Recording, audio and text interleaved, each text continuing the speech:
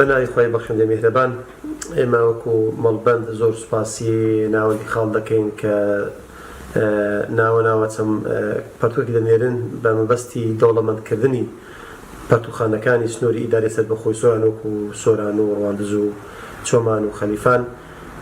ئەمە سوپاسان ئەکەین کە گرنگی ئەدەن بە پەرتوخانەکان کە جێگەی دەستخۆشیە بەڕاستی ئەوە تا ڕۆژێکی بەش وەکو مەڵبەند لە بەشی پەروەردە هەستان بە گاندنی ئەو پەرتوکانە بۆ شوێنێک کە پەرتوخانەیان تێدا هەیە.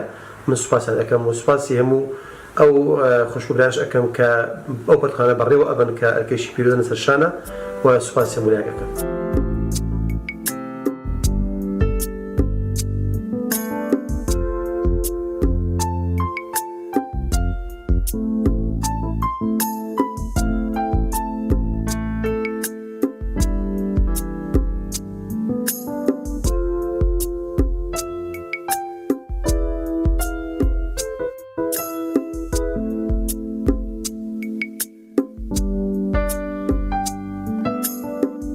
سپاسی هەموو ئەو بەڕێزانە ئەەکەین کە کتێب پێشکەش بە بەڕێوەبەرایەتی کتێبخانە گشتیەکانی ئیدارەی سەربەخۆی سۆرانەکەن لە سنووری ئیدارەی سەربەخۆی سۆران 8 کتێبخانەی گشتی هەیە کە سەر بە سنووری ئیدارەی سەربەخۆی سۆرانەوەن و لێرەشەوە ئەمانەوێ سوپاسی خۆمان ئاراستەی پەروەردەی لە مەڵبەندی سۆرانی کۆمەڵە بکەین کە کۆمەڵێک لە کتابی بە سوودیان پێشکەش بە کتێبخانەی گشتی سۆران کرد. بەڕاستی زۆر پێویستە یعنی هاوکارمان بن بۆ هێنانی کتێب بۆ کتێبخانەکەمان چون ڕۆژانە چەندی خوێنەر سەردانمان ئەکەن بەڵام کتێبەکان بە پێ پێویست نینە بەشی ئەوە ناکات کە خوێنەر مەسەلەن ئەو کتێبەی دەوێتن ئەو کتێبە لە کتێبخانەکەمان دەست ناکەوێت.